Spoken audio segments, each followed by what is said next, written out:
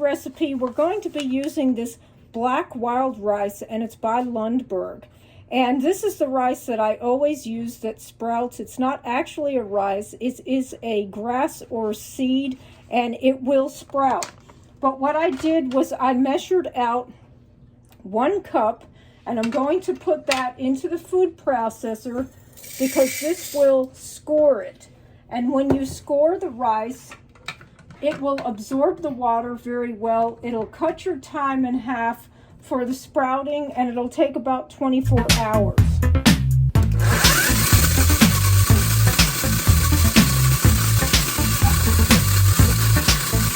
So the next step is to take your rice and pour it into some water.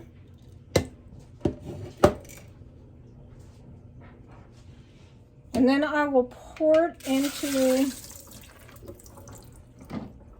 well, there's a lot of debris that you want to get out.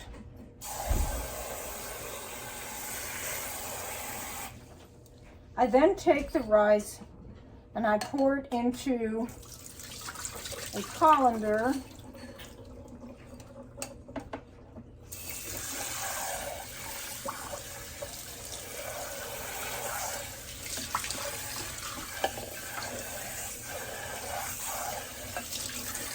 You should probably rinse this 2 to 3 times.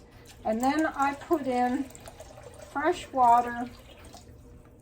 And this is going to sit overnight for at least 24 hours. So now that the rice has soaked overnight, 24 hours, you can really see how nicely this popped open. Looks beautiful.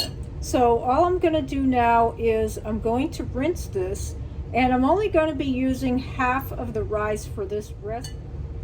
So the half that I'm not going to use, I store in the refrigerator. I'm going to use about a half a cup of the rice, and I'm going to store this, and I always keep a little bit of water in it, and you can store this probably up to about a week or so. And so the rice I'm going to be using is right here. So now that the rice I'm going to use is strained and rinsed, I'm going to add some cashew cheese to this recipe. And I'm just going to stir that into the rice. This cashew cheese, I used some cayenne pepper from my garden, so it's kind of a spicy cashew cheese. I always use nutritional yeast and water and a little bit of salt with the cashews, and this is a half a cup of cashews. So the ingredients that I'll be adding to this recipe is I have some scallions, and this is a chopped cayenne pepper from my garden. Yes, this is going to be pretty spicy. If people don't like spicy, they don't have to use as much of the cayenne pepper, if any at all. This is a marinade that I keep my kimchi that comes with onions and cabbage, and I keep the juice to it, and I marinated some purple cabbage and some mushrooms. I like mushrooms, and a few of my small tiny garden tomatoes, and I'm going to throw that into the recipe.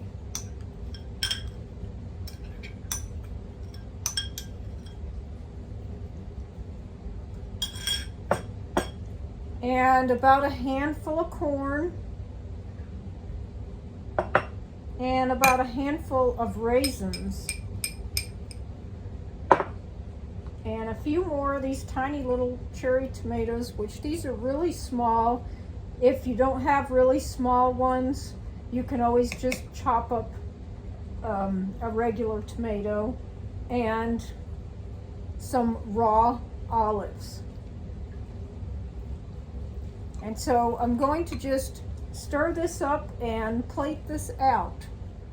So this is the complete dish, and it's kind of Dante style. And what I will do